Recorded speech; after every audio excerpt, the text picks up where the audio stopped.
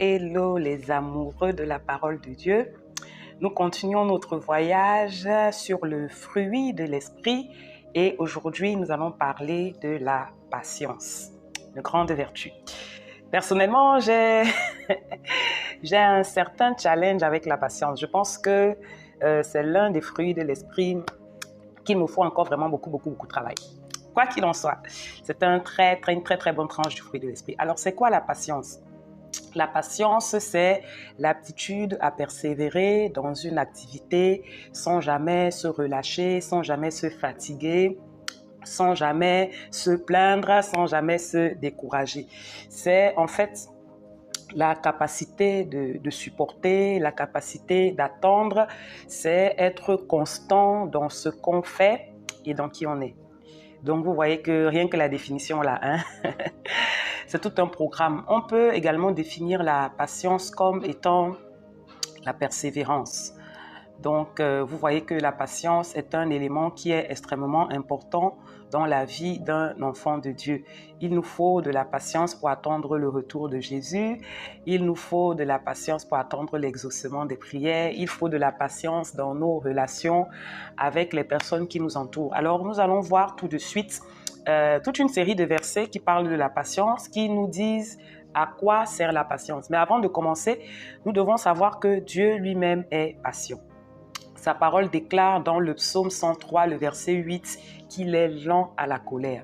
Donc cela suppose que vraiment envers nous, il fait preuve d'une grande patience. Malgré tout ce que nous faisons de mal, malgré nos comportements un peu de travers et tout ça, le Seigneur est lent à la colère. Il est riche en bonté.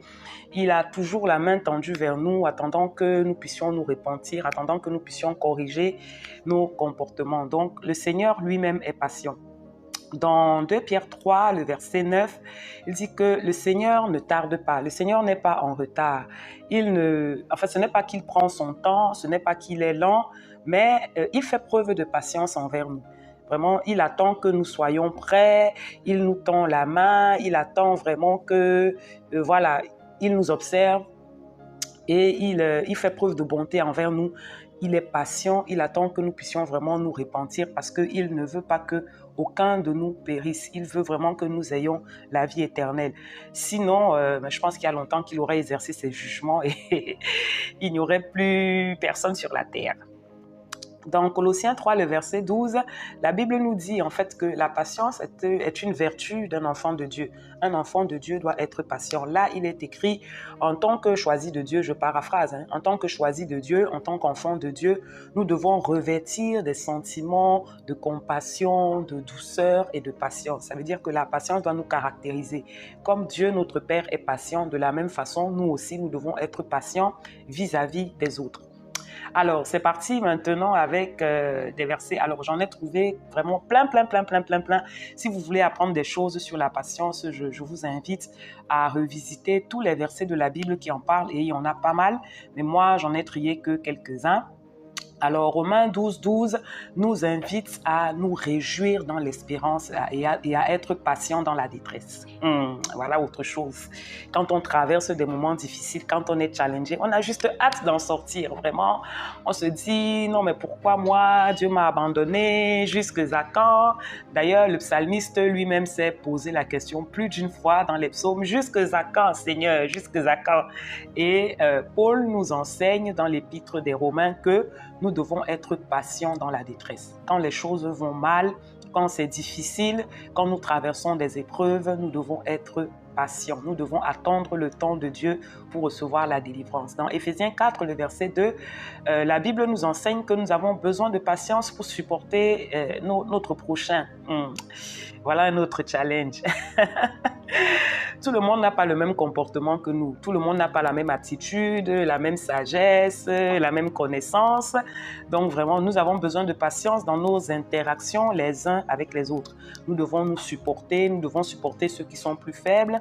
Nous devons être indulgents avec eux. Nous devons vraiment leur manifester de l'amour en étant patients avec eux.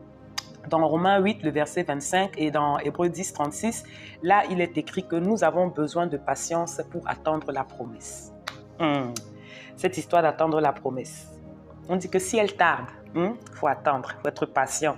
Certainement, elle s'accomplira. Le Seigneur n'est jamais en retard dans ses desseins. Donc, vous voyez que la patience est quelque chose avec quoi il faut vraiment compter. On ne peut pas vivre sa foi chrétienne sans patience. La vie chrétienne est faite d'épreuves, est faite de difficultés. Donc vraiment, nous avons besoin de patience pour remporter des victoires. La patience est toute une école parce que souvent, le Seigneur nous permet d'attendre pour travailler notre caractère. Aujourd'hui, nous sommes dans une génération où tout va très vite. Quelqu'un a dit génération fast-food. Donc, on appuie sur un bouton, ça y est, c'est fait. Mais le Seigneur nous apprend que les bonnes choses, les choses précieuses se méritent et elles s'obtiennent dans la patience.